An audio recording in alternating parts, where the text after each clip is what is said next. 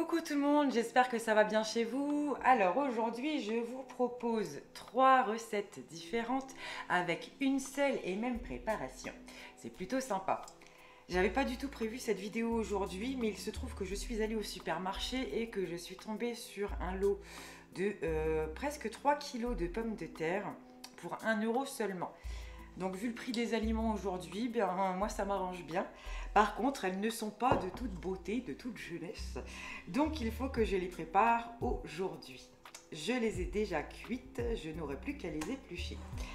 Alors, pour cette préparation, je vais avoir besoin du coup de pommes de terre, des œufs, du lait, de la fécule de maïs, du persil, du poivre, du sel et de l'ail.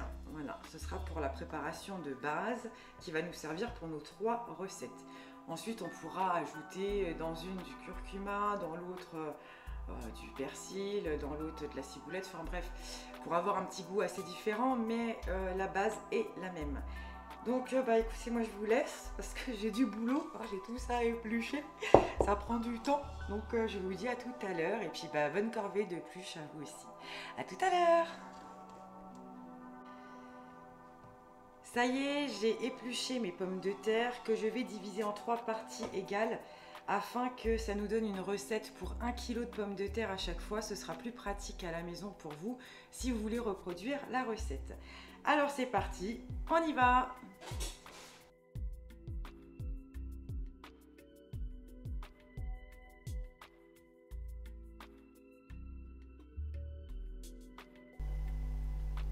Allez, c'est parti pour la recette de base. Alors, je viens écraser grossièrement mes pommes de terre dans mon saladier. Donc là, j'ai bien mes 1 kg, j'ai bien divisé en 3. Je viens ajouter une gousse d'ail et un peu de persil. Alors, c'est pas obligatoire, hein. Moi, je mets la quantité que j'aime bien manger. Maintenant, si vous voulez en mettre un petit peu moins, un petit peu plus, ou ajouter d'autres herbes, il n'y a aucun souci. J'ajoute 2 pincées de gros sel, un peu de poivre,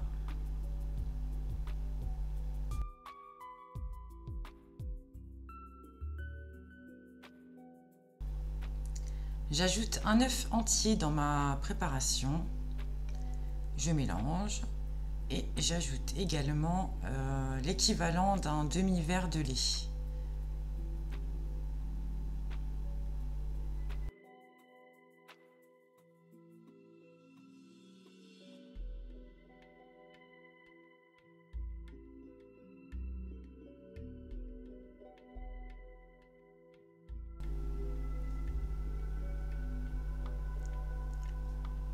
On ajoute 5 belles cuillères de fécule de maïs dans notre préparation.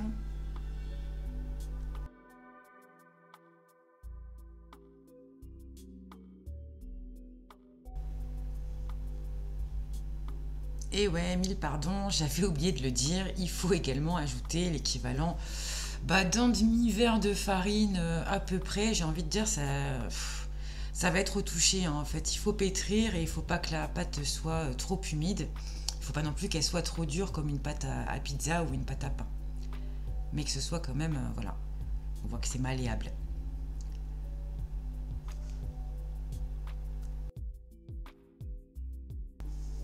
Quand la pâte est prête, je vais l'emballer dans du papier type cellophane, bien serré, et je vais la laisser reposer sur mon plan de travail pendant 1 à 2 heures, on va dire.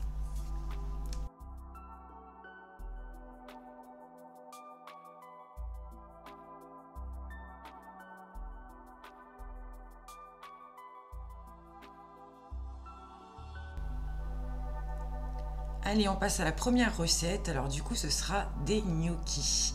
Les enfants adorent ça et sur les 3 recettes, je vais avouer que c'est ma préférée.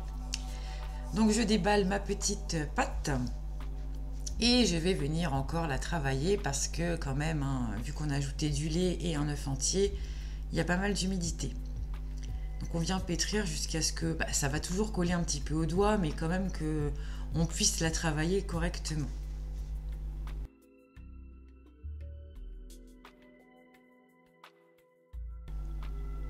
Allez, on va prendre un petit morceau de la pâte et on va venir rouler, hein, faire des grands serpents. On va en faire plusieurs. Enfin après, soit vous les coupez un par un, soit vous faites tout d'avance. Ça, c'est à vous de gérer votre façon de travailler. Moi, j'aime bien en faire quelques-uns, comme ça, hop. Je viens les découper. Alors, il faut qu'ils fassent à peu près 1,5 cm, j'ai envie de dire. Et avec ces petits bouts-là, hop, on va faire des boules qu'on vient rouler entre les mains.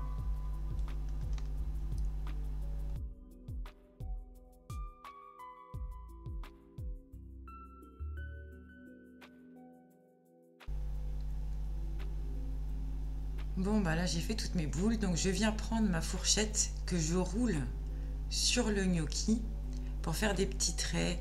C'est joli, c'est pas obligatoire, mais moi je trouve que l'esthétique compte énormément dans une assiette, donc j'aime bien voilà, que ce soit joli aussi quand je sers à manger. Et puis là, bah, c'est parti pour tout faire, hein. Ça prend beaucoup de temps, on va pas se mentir, mais sincèrement, ça vaut le coup. Voilà, mes petits gnocchis sont prêts, je les farine. Je les mets de côté et je les laisse poser.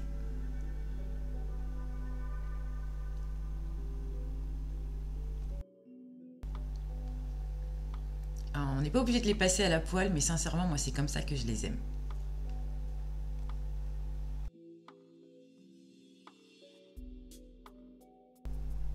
Allez hop, recette numéro 2 que personnellement je voulais appeler les petites fleurs ou les petites étoiles. Mais mes enfants m'ont dit non maman, c'est mieux que tu appelles ça hein, des frites stylées. Donc ce sera les frites stylées. Alors c'est la même punition que pour les gnocchis, hein. Je viens repétrir ma pâte, rajouter de la farine afin d'avoir une consistance qui me paraisse pas sympa. Ensuite, je viens prendre un petit morceau de pâte et pareil, je fais d'abord une petite boule, voilà, que je viens rouler.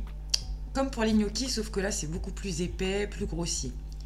Voilà, on vient tailler sur à peu près 3-4 cm.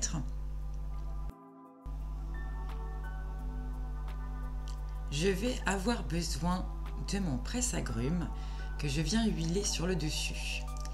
Mais qu'est-ce qu'elle fait avec ce presse-agrumes? Eh bien c'est très simple.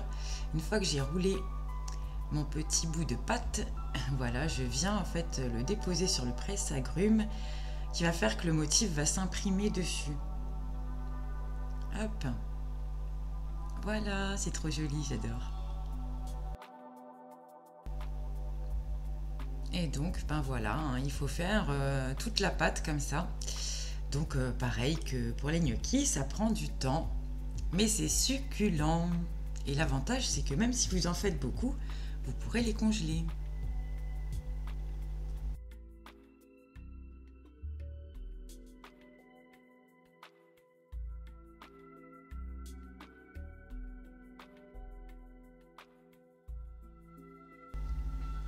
Voilà, j'adore. Et sincèrement, juste avec un peu de crème fraîche ou du ketchup fait maison, c'est un délice.